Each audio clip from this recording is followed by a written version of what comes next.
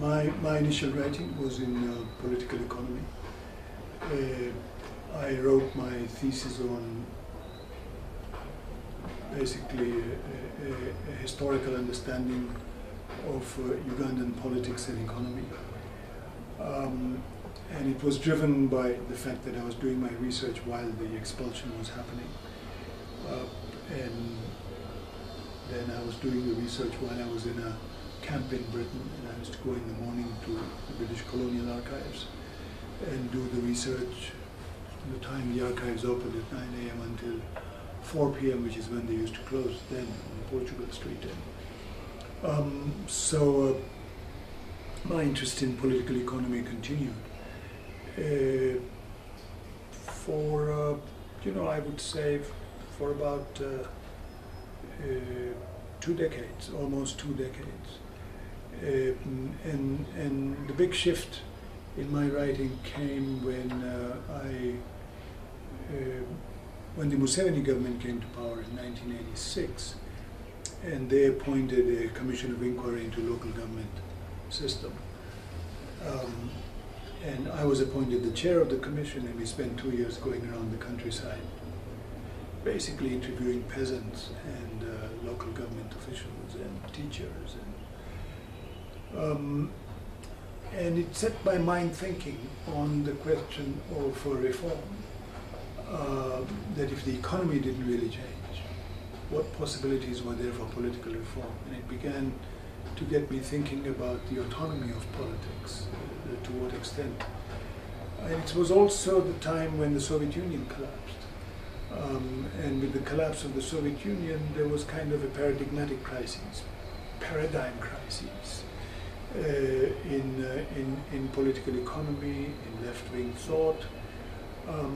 And some renounced what they had been, others became more open to new ideas, others began to rethink and build on the basis of what it is they'd been doing. And so I was both more open and rethinking, and along with this question of political reform, I began to invest my energies in understanding the political system, the kind of political system that had been devised under the British.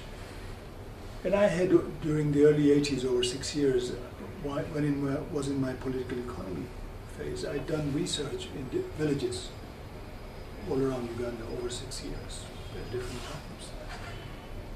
And in my research, I'd never really gone beyond the economy of farms and agriculture.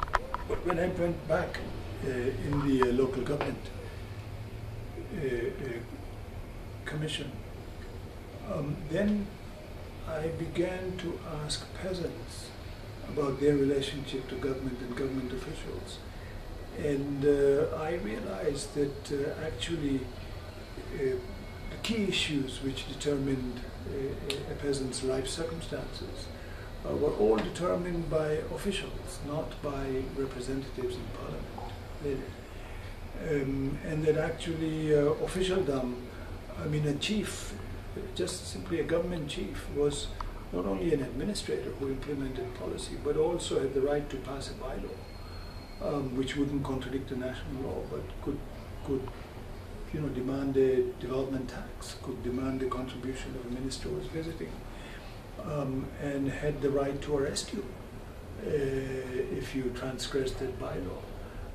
And since there was no prison in the village, had the right to decide how to dispose of your labor if he arrested you, and he could rent out your labor to somebody else and pocket the money. So, and then if you hadn't paid tax, for the failure to pay tax, in 6 months he could fine you.